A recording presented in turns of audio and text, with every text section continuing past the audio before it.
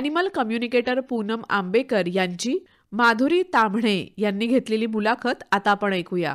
नमस्कार श्रोते हो, निसर्ग आणि मानव यांचा नातेसंबंध पुरातन आहे. त्यांचं अस्तित्व परस्परांवर अवलंबून आहे. जोवर त्यांच्यातील स्नेहभाव टिकून आहे तोवर निसर्ग आणि मानव आपापल्या विश्वात अगदी सुखी आहेत, सुरक्षित आहेत. पण दुर्दैवाने अलीकडच्या काळात माणसाने मर्यादा ओलांडून निसर्गावर अतिक्रमण करायला सुरुवात केली आहे. बघा ना, सुरेख हिरवीगार वृक्षराजी तोडणं, नद्या नाल्यांमध्ये दूषित पाणी सोडणं, हवा प्रदूषित करणं. अहो, इतकंच नव्हे तर आज आपण पशु पक्षी आणि वन्य प्राण्यांच्या अधिवासावर, त्यांच्या नैसर्गिक निवाऱ्यावर सुद्धा आक्रमण केलंय. मग मला सांगा, माकडांनी आपल्या घरात घुसून नासधूस केली किंवा वाघ आणि बिबट्यांनी आपल्या वसाहतीत शिरकाव केला, उंदरांनी धान्यांची नासाडी केली, तर त्यात त्यांचा काय बरं दोष? हे सगळं टाळण्यासाठी आणि निसर्ग आणि मानव यांच्यात समतोल राखला जावा यासाठी त्यांच्यात सुसंवाद निर्माण व्हायला हवा. हा सुसंवाद निर्माण होण्यासाठी मुळात त्यांच्यात संवाद साधला जायला हवा, नाही का? असा संवाद साधण्यासाठीच एका नव्या शास्त्राचा उगम आज झालेला आहे. त्याचं नाव आहे टेलिपॅथिक ॲनिमल कम्युनिकेशन, अर्थात दूरसंवेदनेतून प्राण्यांशी सुसंवाद साधण्याचं शास्त्र. नेहमीप्रमाणे आज अनेक स्त्रिया या क्षेत्रात अग्रेसर आहेतच. अशीच एक ॲनिमल कम्युनिकेटर तरुणी आज आपल्याकडे आलेली आहे. तिचं नाव आहे पूनम आंबेकर. पूनम, नमस्कार. नमस्कार. पूनमने वित्तीय क्षेत्रात MBAचं शिक्षण घेतलंय. गेली 14 वर्ष नोकरी आणि आता स्वतंत्र निर्यात व्यवसाय ती करते. तिने ॲनिमल कम्युनिकेटर आणि फर्स्ट लेव्हल लिसनर हे 2 मान्यताप्राप्त कोर्सेस केलेले आहेत. सध्या ती ॲनिमल कम्युनिकेटर म्हणून यशस्वीपणे काम करते. पूनम, आज माणसांशी संवाद हरवत जात असताना तू निसर्गाशी, पशुपक्ष्यांशी संवाद साधतेस, त्यांची सुखदुःख जाणून घेतेस. हे खरंच अतर्क्य असलं तरी अगदी अनोखं आहे. हे जादुई जग आहे. अशा या जादुई जगात तुझा प्रवेश नेमका कसा झाला ग? अगदी बरोबर म्हणालात की हे अगदी जादुई जग आहे. आणि माझं ह्याच्यात पदार्पण कसं झालं सांगायचं तर एक 10 वर्षापूर्वी माझ्या घरी एक कासव आला. आम्हाला कोणीतरी तो गिफ्ट केला होता. तर मी रोज आपण घरच्या आपल्या माणसांची, व्यक्तींशी बोलतो तसंच त्याच्याशीही संवाद साधायचे. आणि नंतर आम्ही जेव्हा ट्रिप्सला जायला लागलो तेव्हा तो माझ्या ताईकडे असायचा. पण आम्हाला एक गोष्ट जाणवली की 2 दिवसानंतर, म्हणजे आमची ट्रिप जर 5 दिवसांची असेल तर अगदी 2 दिवस तो व्यवस्थित राहायचा, आनंदात राहायचा. 2 दिवसांनंतर तो अगदी त्याचं खाणं पिणं बंद करायचा. मग ताईचा जीव ऑब्व्हियसली वर खाली व्हायचा. ती मला कॉल करायची आणि स्पीकरवर ती फोन ठेवून मी त्या स्पीकरवर त्याला सांगायचे की बाबा तू खाऊन घे, ताईला पण त्रास होतोय, तुला पण भूक लागली असेल, आम्ही आता ह्या दिवशी येतोय, ही फ्लाईट करून येतोय. आणि एवढं त्याच्याशी बोलल्यावर काय त्याला समजायचं मलाही माहीत नाही, पण तो फोन कॉल झाल्यावर अगदी व्यवस्थित खाऊन घ्यायचा. मग हे असं थोडे वर्ष चाललं आणि लॉकडाऊनमध्ये आमच्या घरी एक मांजर आली. आणि ती मांजर आल्यावर कोणाच्या तरी ओळखीतून मला कळलं की असे काही कम्युनिकेटर्स असतात. तर तेव्हा कुतूहल वाटलं आणि मग मला जाणवलं की अच्छा, आपण पण आपल्या कासवाशी आणि आपल्या मांजराशी बोलतोच, मग ते कम्युनिकेशन आणि हे कम्युनिकेशन असं काही वेगळं आहे का?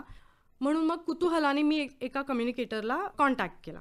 मग त्यांच्याशी कॉन्टॅक्ट केल्यावर त्यांनी मला माझ्या मांजरीबद्दल जे काही माझे प्रश्न होते त्याची उत्तरं व्हॉट्सॲपवर लिहून पाठवली. तर बाकी सगळं अगदी बरोबर होतं. म्हणजे माझी मांजर किती वाजता उठते, किती वाजता खाते, ती घरात कुठे झोपते वगैरे जे काही माझ्या मांजरीनी सांगितलं ते अगदी बरोबर होतं. आणि त्या मुलीला ते कळणं अजिबात पॉसिबल नव्हतं, कारण ती मला ओळखत नव्हती ना, मी तिला ओळखत होती ना, तिने माझ्या मांजरीला कधी बघितलेलं होतं. फक्त तिने मला जे 10 पॉईंट्स दिले होते त्यातलं एकच पॉईंट मला जरा खटकला म्हणू शकतो, की तिने काहीतरी निळ्या रंगाच्या टॉय बद्दल सांगितलं होतं. आणि असं माझ्या मांजरीने तिला सांगितलं, असं त्या कम्युनिकेटरनी मला सांगितलं.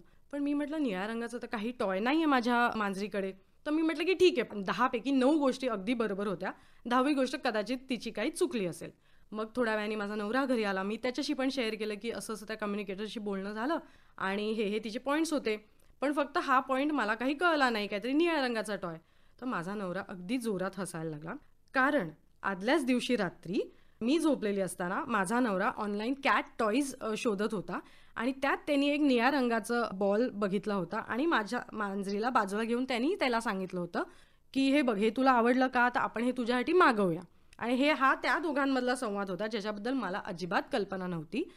मी पण एकदम शॉक, माझा नवराही एकदम शॉक. आणि ॲक्च्युली 2 दिवसानंतर त्याची डिलिव्हरी झाल्यावर माझा मांजर त्याच्याशी खेळत होता. तो व्हिडिओ काढून मी त्या कम्युनिकेटरला पाठवला. अगदी तेव्हा मलाही अनबिलिव्हेबल होतं. आणि मग त्याच्यानंतर मी विचार केला की नाही, आता आपल्याला पण हे शिकून घ्यायचंच आहे. मग ऑनलाईन बरंच शोधलं. ऑनलाईन बरंच मटेरियल अवेलेबल आहे, म्हणजे जितकं बघू तितकं कमी आहे. आणि मग ते वाचून पण मी स्वतः थोडं ट्राय करायला लागले. पण कुठेतरी मला जाणवलं की एका मेंटॉरची गरज आहे. आणि तेव्हाच मी अक्षया कवळे यांना कॉन्टॅक्ट केला आणि त्यांच्याकडून मी proper telepathic nature and animal कम्युनिकेशनचा सर्टिफाईड कोर्स करून टाकला. ह्या कोर्स सर्टिफिकेशनचं नावच आहे telepathic nature and animal communication. बर. तर नेचरमध्ये मग लँडस्केप येतात, घर येतं. सो निसर्गातलं काही पक्षी, प्राणी, प्लांट, एखादी जागा. आणि इनफॅक्ट बरेच अशा पण केसेस येतात की एखादी जमीनच विकली जात नाहीये किंवा एखादं वडिलोपार्जित आलेलं घर विकलं जात नाहीये. सो मग काय कारण आहे वगैरे. मग असं पण ते कम्युनिकेटर्सकडे येतात सल्ले मागायला किंवा रिझन जाणून घ्यायला. नॉट सल्ले मागायला, रिझन त्याच्या मागचं जाणून घ्यायला. तू अगदी छान सांगितलंस. म्हणजे कसं आपल्या घरातल्या प्राण्यांशी असू दे किंवा निसर्गाशी असू दे, कसा आपण सुसंवाद स्थापन करायचा, त्याचं हे फार उत्तम उदाहरण आहे. पण मला एक प्रश्न मनात असा येतो की टेलिपॅथिक ॲनिमल कम्युनिकेशन हा जो कोर्स आहे, त्याद्वारे तुम्ही जो हा संवाद साधता, त्यातलं मूळ तत्व नेमकं आहे तरी काय? ॲक्च्युली हे काय आहे, telepathic nature and animal communication. आता टेलिपॅथिक किंवा टेलिपॅथी ह्या शब्दाला आपण आधी समजून घेऊया. टेली म्हणजे डिस्टन्स किंवा लॉंग डिस्टन्स, आणि पॅथी हा एका ग्रीक शब्द पॅथॉसवरून आलेला शब्द आहे, which means emotions or feelings. So telepathic communication म्हणजे काय, लॉंग डिस्टन्सवर इमोशन्स आणि फिलिंग्स आपल्याला जे ट्रान्समिट होतात त्याला टेलिपॅथिक कम्युनिकेशन म्हणतो. आता तुम्ही म्हणाल जर ते लॉंग डिस्टन्स आहे तर मग प्राणी किंवा नेचरमधलं काही तुमच्या समोर असायला हवं का? नाही, ते लॉंग डिस्टन्स आहे. मग लॉंग डिस्टन्स आहे तर ते आपल्यापर्यंत कसं पोचतं? तर ते आपल्यापर्यंत पोचतं आपल्या सगळ्या इंद्रियांद्वारे. आपलं sense of site, sense of listening, sense of smell किंवा आपली टेस्ट, चव किंवा स्पर्श, पंचेंद्रियाच्या माध्यमातून. येस. आणि एक सिक्स्थ सेन्स त्याच्यात आपला तो पण एक ऍड होतो.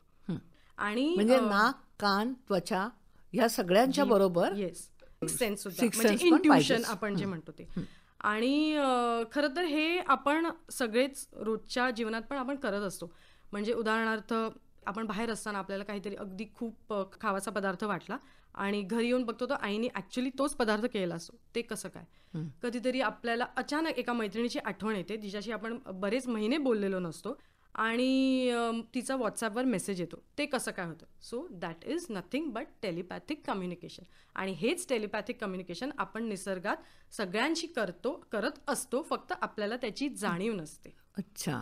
पण मग हे जे बोलतात पशु पक्षी तुझ्याशी, हे सगळे कोणत्या भाषेत बोलतात ग? म्हणजे आता तुझी भाषा मराठी आहे किंवा तू इंग्लिशमध्ये, हिंदीमध्ये बोलू शकते, पण ते अगदी वेगळ्याच भाषेत बोलले तर तुला कसं कळणार ते? मी तुम्हाला म्हटलं तसं हे आपल्याला आपल्या इंद्रियांद्वारे मेसेजेस मिळत असतात. माझं सेन्स ऑफ साईट जर पॉवरफुल असेल तर मला अगदी सिनेमा सुरू असल्यासारखे चित्र दिसतात. काय आहे, कुठे आहे, म्हणजे तो कुठे राहतो, अगदी रंगापासून सगळं तो मला प्राणी दाखवू शकतो. सेन्स ऑफ हिअरिंग स्ट्रॉंग असेल तर मला ते शब्द ऐकू येतात. आता ह्याच्यात मजा अशी आहे की प्राणी त्यांचे ते कम्युनिकेशन त्या इमोशन्स आणि फिलिंग्सद्वारे करत असतात. पण आता माझी कम्फर्ट लँग्वेज इंग्लिश आहे. माझ्याशी सगळे प्राणी इंग्लिशमध्येच बोलतात. म्हणजे काय, ते त्यांचे नॉर्मल मेसेजेस ट्रान्सफर करत असतात, पण माझं ब्रेन त्याला माझ्या कम्फर्ट लँग्वेज म्हणजेच इंग्लिशमध्ये ट्रान्सक्रिप्ट करतात आणि ते माझ्यापर्यंत पोचतं. सो दुबईला राहणाऱ्या एका शेखची मांजरसुद्धा माझ्याशी इंग्लिशमध्येच बोलते. हैदराबादमधल्या कोणाच्या घरातलं वटवाघूळसुद्धा माझ्याशी इंग्लिशमध्येच बोलतं. पॅरिसमधली पण एखादी मांजर माझ्याशी इंग्लिशमध्येच बोलते. आणि दक्षिण भारतातलं एखादं मांजर वगैरे सुद्धा माझी इंग्लिशमध्येच बोलणार. म्हणजे तुझा मेंदू ते ट्रान्सक्रिप्ट करतो, माझं असा त्याचा अर्थ आहे. पण मग तू जेव्हा उत्तरं देतेस तर तीच तू कशी परत त्यांना, म्हणजे प्राण्यांना सांगताना तू कुठल्या भाषेत बोलते? मी पण इंग्लिशमध्येच उत्तरं देते आणि ते त्यांना बरोबर कळतं. Very good. हा सगळा खेळ ॲक्च्युली फ्रिक्वेन्सीज आणि व्हायब्रेशन्स आणि त्या टेलिपॅथिक वेव्सचा आहे. ह्याच्यात अजून एक गंमत अशी पण आहे की आता इथे प्रश्न पडू शकतो की मग मला कसं माहीत की एक्झॅक्टली कोणाशी बोलायचं आहे? मग तिथे भलत्या कोणाशीच कम्युनिकेशन किंवा कनेक्शन झालं तर? पण तसं नाही होत. कारण आता मी जर ठरवलं की मला गौरवच्या मांजराशी बोलायचं आहे, गौरवच्या मांजराचं नाव आहे गब्बर, तर माझ्या डोक्यात ते इंटेन्शन तयार झालं की मला गौरवच्या मांजराशी म्हणजेच गब्बरशी बोलायचं आहे. सो गौरवची मांजर गब्बर ह्याचं एक पर्टिक्युलर फ्रिक्वेन्सी असणार आणि माझं इंटेन्शन बरोबर त्याच फ्रिक्वेन्सीला कॅच करणार. आपले रेडिओ फ्रिक्वेन्सीज वगैरे कसे असतात, एक्झॅक्टली हे तसंच असतं. त्यामुळे इथे रॉंग नंबर किंवा रॉंग फ्रिक्वेन्सीला सिंक होण्याचं किंवा कनेक्शन होण्याचा काही संबंध येतच नाही, कधी असं होतच नाही. म्हणजे तुझ्या म्हणण्यानुसार ह्या संवादामध्ये हेतू सर्वात महत्वाचा, येस, भाव किंवा इंटेन्शन हे सगळ्यात सगळ्यात महत्वाचं आहे. महत्वाचं. आता हे सगळं तुझं ऐकल्यावर ना पूनम इतकं गमतीदार आहे की मला असं वाटतं आपल्याला पण असं बोलता आलं तर किती बहार येईल ना, पशुपक्ष्यांशी, झाडांशी आणि निसर्गाशी. मला जमेल का ग? खरं सांगायचं तर आपल्या निसर्गाने ही एबिलिटी अगदी सगळ्यांना दिलेली आहे, तुम्हाला, मला, अगदी सगळ्यांना. बर. आणि आपण किती वेळा लहान मुलांना बघतो ना आपल्या बिल्डिंगमध्ये किंवा आजूबाजूला लहान मुलं जी असतात ती अगदी आपल्या बिल्डिंगमधल्या कुत्र्या मांजरांची सहज जाऊन खेळतात, सहज जाऊन त्यांना हात लावतात आणि ते कुत्रे मांजरीही त्यांना काहीही करत नाही. दॅट इज नथिंग बट ते त्यांच्यातलं कम्युनिकेशन होत असतं. पण जसं जसं आपण मोठे होत जातो ना, आपलं लॉजिकल माइंड, आपलं थिंकिंग ब्रेन टेक ओव्हर करतं. आपला तर्कबुद्धी चालायला लागते. येस येस आपले काही अहंकार असतात, येस त्या सगळ्याला दूषित करतात. येस. खरं आणि सांगायचं तर. हां, त्यामुळे मग ते कुठेतरी आपण जसे जसे वयाने वाढतो तसं जसं ही एबिलिटी मागे पडत जाते. पण ही एबिलिटी आपल्या सगळ्यांनाच आहे. मदर नेचरने किंवा निसर्गाने कुठेही भेदभाव केला नाहीये, सगळ्यांना ही एबिलिटी दिलेली आहे. सो तुम्ही आत्ता ठरवलं तर आत्ता सुद्धा तुम्ही त्या एबिलिटीवर चढलेली धूळ पुसून सुरू करू शकता. बरं, मला अजून एक प्रश्न असा पडलाय की तुमच्या उभयतांच्या संवादामध्ये काही नियम असतात का? म्हणजे हे बोलायचं नाही, किंवा ह्यांनी हे सांगितलं त्या कुत्र्यानी मांजरानी तर ते मालकाला सांगायचं की नाही सांगायचं, किंवा हे सगळे नियम ते पाळीव प्राणी, पाळीव म्हण किंवा वन्य प्राणी म्हण, ते सुद्धा पाळतात का? प्रत्येक कुठल्याही विषयाचे काही लिखित नियम असतात, तसंच ह्याचे सुद्धा आहेत. ह्याच्यात सगळ्यात पहिला किंवा मेन रूल किंवा नियम असा आहे की तुमचा भाव, तुमचं इंटेन्शन क्लिअर पाहिजे. म्हणजे आता तुम्ही जर ठरवलं की हां, मी ॲनिमल कम्युनिकेशन शिकून जरा 4 चौघांमध्ये जाऊन मिरवणार आहे, हे इथेच ॲनिमल्स किंवा प्राणी किंवा नेचर त्यांच्यापर्यंत तुमचा हा भाव पोचेल आणि तिथल्या तिथे तुम्हाला तोंडावर पाडणार, ते बोलणारच नाहीत तुमच्याशी. ते असं तुम्हाला एवढं तीव्र असतं ते? येस, कारण भाव आपले लगेच पोचतात त्यांच्यापर्यंत. सो तुमचा भाव हा क्लिअर मेन असला पाहिजे, प्युअर इंटेन्शन पाहिजे. म्हणजे काय असलं पाहिजे की तुमचं इंटेन्शन आहे की तुम्हाला त्या माणसांचं किंवा व्यक्तीचे काय विचार असतील ते त्या प्राण्यापर्यंत पोचवायचे आहेत. प्राण्याचे काही प्रॉब्लेम्स आहेत किंवा प्राणी बोलून त्याच्या मालकाला सांगू नाही शकत आहे, सो त्याचे काय प्रॉब्लेम्स आहेत हे तुम्हाला त्या माणसापर्यंत पोचवायचं आहे. सो बेसिकली तुम्हाला त्या प्राण्याचा व्हॉइस व्हायचा आहे. आणि जेव्हा you are just a medium किंवा तुम्ही व्हॉइस आहात तेव्हा तुम्ही त्याच्यात तुमचे इमोशन्स घालू नाही शकत. तुम्हाला एका बासुरीसारखं पोकळ व्हायचं आहे, तुम्हाला हॉलो बोन राहायचं आहे. त्यात तुमचे विचार, तुमचे जजमेंट्स, तुमचे काही तर्क तुम्ही नाही लावू शकत. तुम्हाला हॉलो बोनसारखं जी इन्फॉर्मेशन येते ती जशीच्या तशी समोर ट्रान्सफर करायची आहे. त्यात तुमचं काहीही ॲड सबट्रॅक्ट करायचं नाही आहे. तुम्ही निव्वळ माध्यम म्हणूनच हे काम करू शकता. येस. त्याच्यामध्ये तुमच्या भावभावना, तुमचे विचार, तुमची मतं हे काहीही तुम्हाला मिक्स करता येत नाही. जर तुम्ही केलं तर मग तुम्ही चांगले कम्युनिकेटर नाहीच होऊ शकत. असं.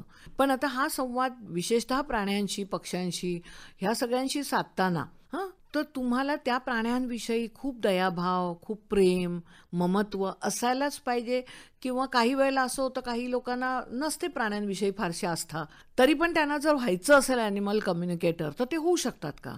हो, अगदी. मी म्हटलं तसं निसर्गाने कुठेही भेदभाव केला नाही आहे, आपल्या सगळ्यांमध्ये ही एबिलिटी दिलेली आहे. सो तुम्हाला प्राण्यांविषयी प्रेम भाव वगैरे असलाच पाहिजे असं गरजेचं नाही आहे. आपण आता डिस्कस केलं तसा तो एक रूलच आहे की तुम्हाला तटस्थ असणं गरजेचं आहे. तुमचे कुठेही इमोशन्स, दयाभाव वगैरे तुम्ही जर त्याच्यात घातले तर तुम्ही तसे पोकळ बासुरीसारखे राहूच नाही शकणार.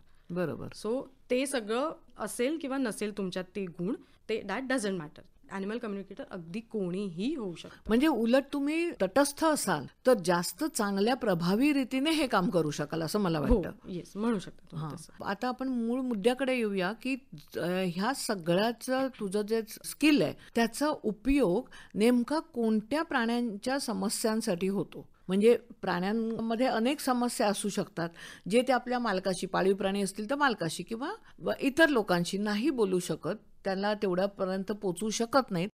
तर अशा कुठल्या समस्या सर्वसाधारणपणे तुला आढळल्यात? तर बऱ्याच केसेस येत असतात, वेगळ्या वेगळ्या कारणांसाठी आमच्याकडे येतात. तर बऱ्याच वेळा असे असतात की काही पेट्स हरवलेले असतात किंवा रेस्क्युअर्स असतात, फीडर्स असतात, त्यांचे जे ग्रुप ऑफ ॲनिमल्स असतात ते कुठेतरी हरवलेले असतात. खास करून पावसाळ्यात, दिवाळीत वगैरे फटाक्यांच्या वगैरे आवाजाने घाबरून ते प्राणी दुसरीकडे निघून जातात, पळून जातात. सो तशा केसेस येतात.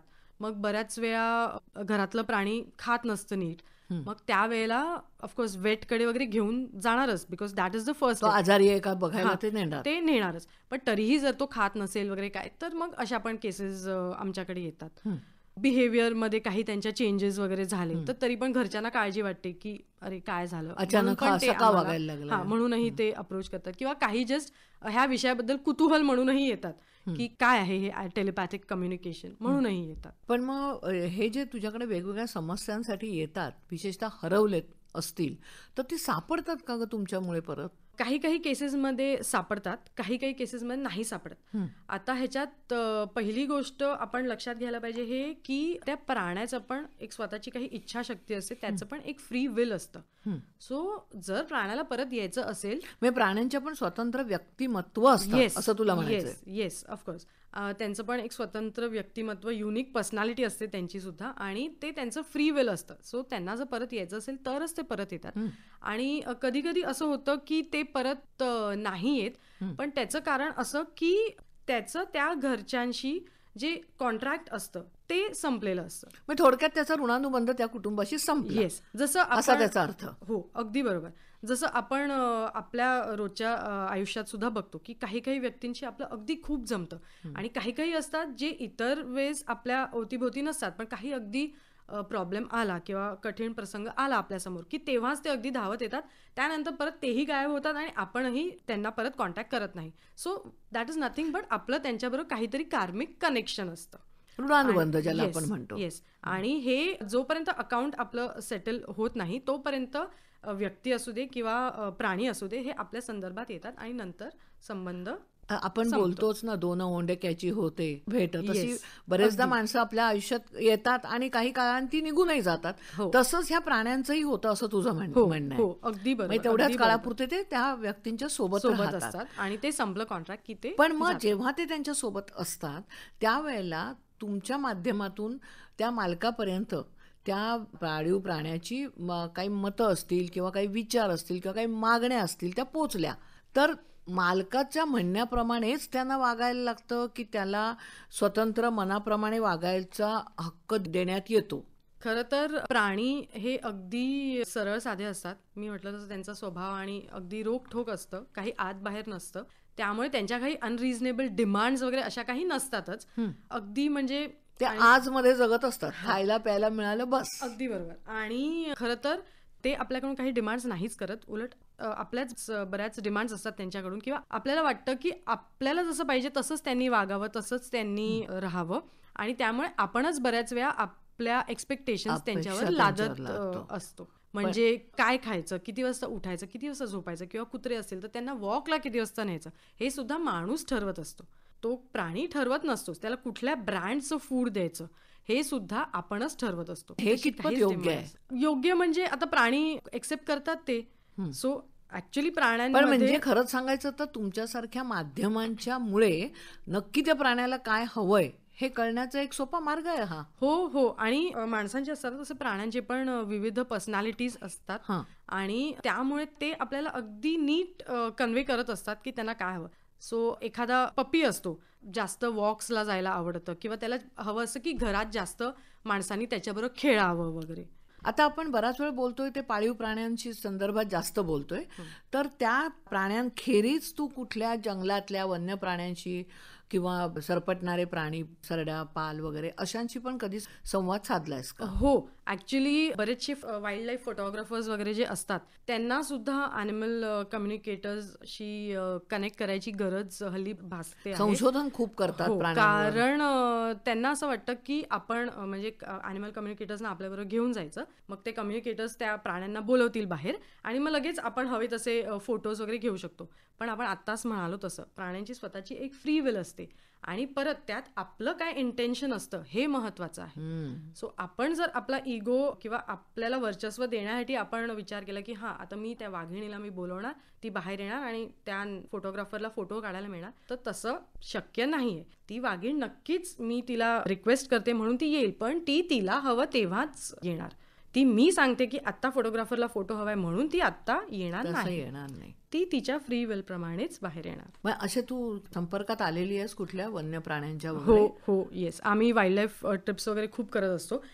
त्यामुळे अगदी दर ट्रिपला जाताना मी त्या जंगलाला रिक्वेस्ट करते की बाबा आम्ही येतो आहोत तर जरा काळजी घे आमची पण, आणि आम्हाला तुझं सौंदर्य, तुझ्यामध्ये राहणाऱ्या पक्ष्यांना प्राण्यांना बघायची इच्छा आहे. सो प्लीज आमची रिक्वेस्ट मान्य म्हणजे करा. आपण माणसांशी जसं सौहार्दाने वागतो, प्रेमाने वागतो, बोलतो, तसंच ह्या प्राण्यांशी किंवा निसर्गाशी सुद्धा आपण संवाद साधायला हवा, असा त्याचा अर्थ आहे. Yes exactly.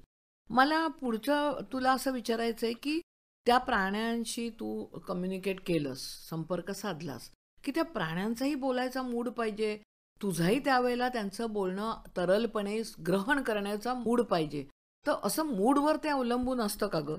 त्याच्यात जोडून मला विचारायचं आहे की त्यासाठी तुला एकांतात असणं गरजेचं असतं का? म्हणजे तू शॉपिंग करतेस, लॅपटॉपवर काम करतेस किंवा कुठे बाहेर आहेस आणि काही कामात आहेस, घरातल्या कामात आहेस, तरी सुद्धा तू त्यांच्याशी संपर्क करू शकते का? किंवा ते तुझ्याशी संपर्क करू शकतात का? आता मी मगाशी म्हटलं तसं की आपल्या पण युनिक पर्सनॅलिटीज असतात, त्यामुळे प्रत्येकाचा एक्सपिरियन्स हा सुद्धा युनिक असतो आणि प्रत्येकजण कसं हे प्रॅक्टिस करतो हे सुद्धा युनिक असतं. त्यामुळे तुम्ही जे करता तसंच मी करेन असं नाही. आणि कसं असतं की आता माझे घरचे जे पेट्स आहेत ते माझ्या अवतीभोवतीच असतात, त्यामुळे त्यांच्याशी अगदी आपण घरातल्या माणसांशी संवाद साधतो तितकंच इझी आणि फ्री फ्लोईंग त्यांच्याशी कम्युनिकेशन असतं. बट एखादी हरवलेल्या प्राण्याची केस माझ्याकडे आली तर मग मला पर्सनली त्याच्यासाठी थोडं मेडिटेशन करून ना डोकं शांत करावं लागतं, कारण आपल्या डोक्यात अनेक विचार असतात. हे माझं पर्सनल आहे, हे मी असं करते.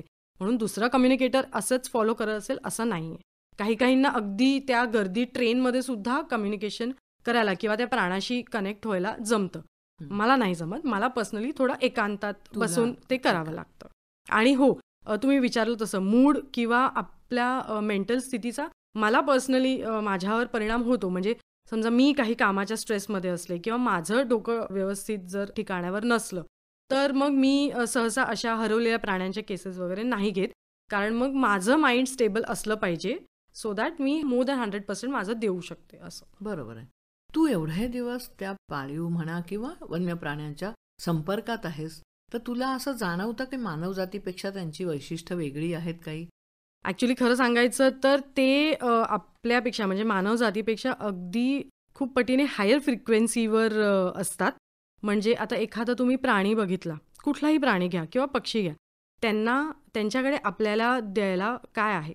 प्रेम, लव्ह, एक्सेप्टन्स, क्षमाभाव, फॉरगिव्हनेस, आणि सगळ्यात मेन ते नॉन जजमेंटल असतात. वेरॅज आपण आपल्या स्वतःला माणसाला बघितलं तर कुठल्याही माणसाला जाऊन विचारा की बाबा तुझा दिवस कसा होता, कधीही तुम्हाला उत्तर हो वा छान होता असं क्वचितच मिळतं. अरे बाबा काय विचारू नकोस, हे टेन्शन आहे, ते टेन्शन आहे, पैशाचे प्रॉब्लेम आहेत, जॉबमध्ये एवढं पॉलिटिक्स आहे, हेच आपल्याला ऐकायला मिळतं. पण तुम्ही असा दिवस घालवून घरी जेव्हा येता तेव्हा बाहेर तुम्हाला कोणीही कसंही वागवलेलं असो, घरचा तुमचा पाळीव प्राणी अगदी तुमच्याकडे धावत येतो. मग कुत्रा असेल तो अगदी तो तुमच्या अंगावर येतो, मांजर असेल तर पायात पायात करते, अगदी माझा कासव सुद्धा लगबगीने चालत माझ्याजवळ येतो. सो घरी तुम्हाला ते प्रेमाने वॉर्म वेलकमच करणार आहेत. सो येस, आणि म्हणजे प्राणी आपल्यापेक्षा खूपच जास्त हायर व्हायब्रेशनवर असतात आणि आपल्याला असं वाटतं की माणूस म्हणजे आपण श्रेष्ठ आहोत आणि त्यांच्याकडे बौद्धिकदृष्ट्या. तशी बुद्धी नाही आहे, पण खरं तर तसं नसतं. आणि आजच्या जगात खरं तर आपल्यालाही प्रेम, क्षमाभाव हे गुण आपणही अंगवळणी पाडले पाहिजेत. आणि प्राण्यांकडून सगळ्यात महत्त्वाची गोष्ट जी शिकण्यासारखी आहे ती म्हणजे प्रेझेंट क्षणात जगायला हवं. माणूस आपण काय करतो, एकतर आपण आपलं पास्ट कुरवाळत बसतो किंवा नेहमीच आपल्या फ्युचरच्या चिंतेत असतो. जो हा प्रेझेंट क्षण किंवा हा प्रेझेंट मोमेंट आपल्याला जो मिळाला आहे तो आपण पूर्णपणे कधीच जगत नाही. पण त्याचबरोबरीने तुम्ही एका प्राण्याला बघितलं तर तो आपला मस्त बसलेला असतो, त्याला काहीही हे नसतं. तुम्ही खायला दिलं त्याला तो भविष्याची खाणार चिंता नसते. नाही. तो प्रेझेंट मोमेंटला जगत असतो. आणि ठीक आहे, आता तुम्ही ह्याच्यावर प्रश्न विचाराल की पण हे तर झालं घरच्या पाळीव प्राण्यांबद्दल.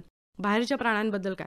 पण तुम्ही बाहेरच्या पण कुत्र्या मांजरांना वगैरे बघितलं तर ते पण काही अशी कसली चिंता करत नसतात किंवा आज मला फूड मिळालं उद्या मिळणार नाही म्हणून ते समोर येते सगळं फूड नेऊन कुठे लपवून ठेवत नाहीत, साठा करून ठेवत नाहीत. नाही. ठीक आहे, आज मिळालंय, आज मी खाऊन आनंदात आहे, उद्याचं उद्या बघ. पोट भरलं असेल तर वाघ त्याच्या वाघ- सावजाकडे डुंकून सुद्धा बघत नाही. अगदी बरोबर, ही हेच सांगायचं. वस्तुस्थिती आहे. खरंय.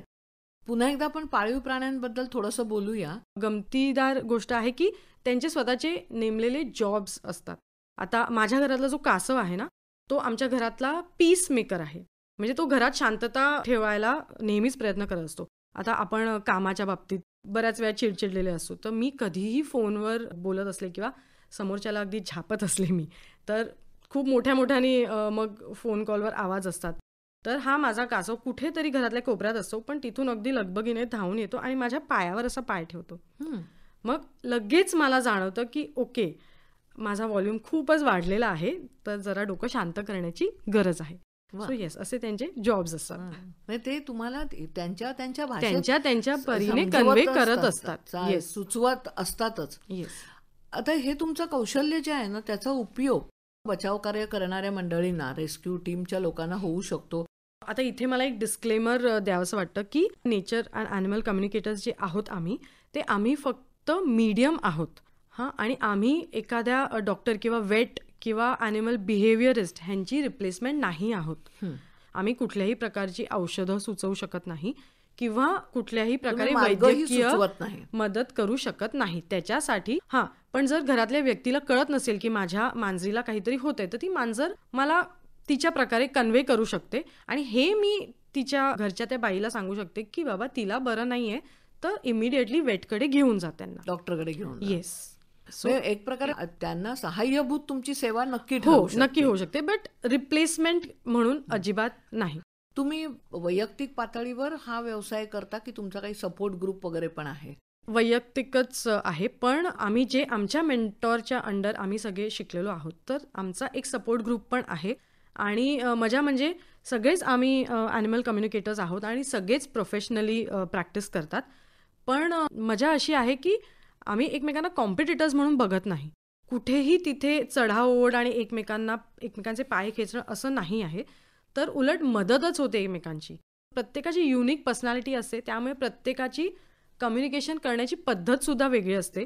त्यामुळे एकमेकांकडून पण शिकण्यासारखं इतकं असतं की अच्छा, म्हणजे ह्यांना हे सुद्धा कळतंय, तर असं म्हणजे एकमेकांना सहाय्यच करतो. So that is the support. चांगलं आहे. पूनम, आता एवढ्या मगासपासूनच्या चर्चेनंतर एक गोष्ट लक्षात अशी आली की हे संपूर्ण शास्त्र आहे किंवा ही जी क्षमता आहे तुमच्याकडे, ती सर्वस्वी मनोव्यापारांवर आधारित आहे. इथे कुठेही निष्कर्ष सिद्ध करणारे वस्तुनिष्ठ पुरावे देणं तुम्हाला कोणालाही शक्य नाहीये. त्यामुळे तुम्हाला कोणत्या आव्हानांना सामोरं जावं लागतं? पुरावे देणं म्हणजे जिथे पेट्स इन्व्हॉल्ड असतात आणि पेट्सचे पेरेंट्स इन्व्हॉल्ड असतात, त्या पेटनी आम्हाला कन्वे केलं आहे, ते जेव्हा आम्ही त्या पेटच्या पेरेंट्सना सांगतो तेव्हा ते तिथेच सिद्ध होतं की येस, हे आहे. पण ज्यांच्या घरी सुद्धा पेट्स नाही आहेत आणि त्यांना अजिबात ह्याची कल्पना नाही आहे, सो त्यांना पुरावे असे नाही देऊ शकत. मी एवढंच म्हणेन की तुम्ही स्वतः करून बघा आणि तुम्हालाही ते जमेल, तुम्हालाही ते जाणवेल. आपण माणूस सुद्धा टेलिपॅथिकली कम्युनिकेट करत असतो. एखादी मैत्रीण आपल्याला भेटली नाही आहे खूप महिन्यात आणि तिचा अचानक व्हॉट्सॲप मेसेज येतो आपल्याला, जस्ट बिकॉज आपण तिचा विचार केला आहे. So that is nothing but telepathic communication. Poonam, तू एका अगदी वेगळ्या विश्वात आम्हाला घेऊन गेलीस आणि फार वेगळी माहिती तू आम्हाला ह्या संपूर्ण क्षेत्राची दिलीस. तर निसर्ग आणि मानव यांच्यात समतोल साधला गेला ना, तरच पर्यावरणाचा ऱ्हास न होता मानवाचा विकास होईल. हे सत्य आहे अगदी. त्यासाठी निसर्गातील फुलं, पानं, वृक्षराजी, पर्वतराजी, वनसंपदा आणि मर्त्य प्राणी, पशु, पक्षी या सर्वांशी सुसंवादाला अनन्यसाधारण महत्त्व आहे. तू इथे आलीस त्याबद्दल खरंच मनपूर्वक धन्यवाद. धन्यवाद तुम्हाला की मला ही संधी दिली तुम्ही. धन्यवाद. Thank you. Animal communicator Poonam Ambekar यांची माधुरी ताम्हणे यांनी घेतलेली मुलाखत आत्ताच आपण ऐकलीत. ही आकाशवाणीच्या मुंबई केंद्राची निर्मिती होती.